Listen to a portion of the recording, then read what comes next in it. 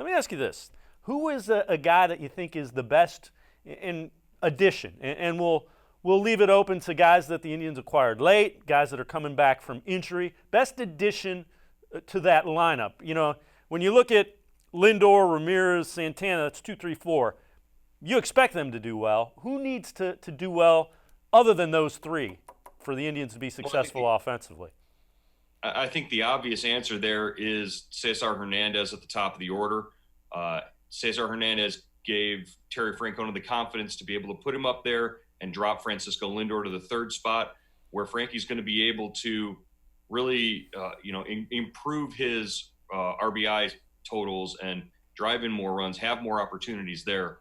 And so far in the exhibitions and in the inter squad games, he's proven that he's comfortable in that three hole.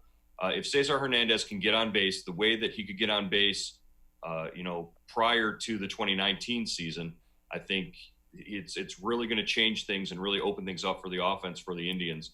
Another guy to sort of keep an eye on as far as new additions to the lineup, Domingo Santana is going to get a chance to play in the outfield. And now that he's healthy after a season where he had arm issues in Seattle, if he can hold down the fort for a couple innings in the outfield before you start subbing guys and getting defensive replacements in there, his bat can be special. Last year we saw him help Seattle to a really fast start, leading the league in home runs and runs scored. So he's a guy who has potential to really impact the lineup.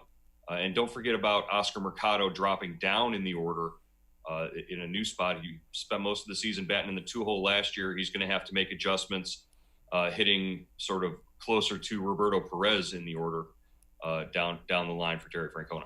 Well, the other thing about Hernandez is, in what I've seen, inter-squad as well as the exhibition games, looks like a professional hitter. This is a guy that can get on base, can run a little bit, and most important thing, and I think the reason Francona's willing to hit him leadoff, he has a really good idea of the strike zone. And I mean, giving Francisco Lindor the ability to hit third is huge because that puts him in RBI opportunities. Right. And like you said, Cesar Hernandez will take a walk, and that's a good thing. You've got guys, Tito said, as far as the two-hole versus the four-hole for Jose Ramirez and Carlos Santana, the only reason he's batting Jose in the two-hole is because Jose's got a little more speed.